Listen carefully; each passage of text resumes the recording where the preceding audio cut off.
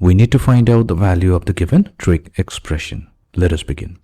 So here we start with the given expression. We have cosine of 7 degrees multiplied to cosine of 14 degrees times cosine of 28 degrees times cosine of 56 degrees.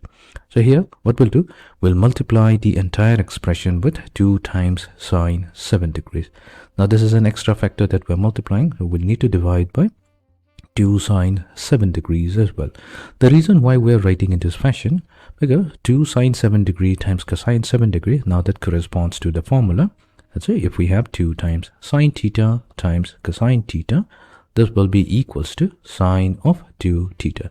So this is a standard formula. We already have talked about this, which means that 2 sine 7 degree plus times cosine 7 degree, so that can be now expressed as sine of 2 times 7, so that's going to be 14 degree. So we have sine 14 degree times cosine 14 degree multiplied to cosine 28 degrees times cosine of 56 degrees whole divided by 2 times sine 7 degrees.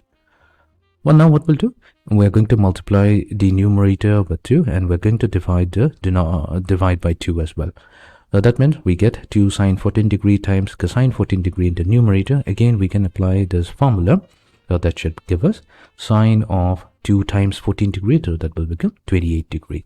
So we have sine 28 degree times cosine 28 degree multiplied to cosine 56 degrees divided by 4 times sine 7 degrees. Again, we will multiply both numerator and the denominator with 2 such that we can combine 2 sine 28 degree with cosine 28 degree to give us sine 56 degrees. So we have sine 56 degrees times cosine 56 degrees divided by 8 multiplied to sine 7 degrees.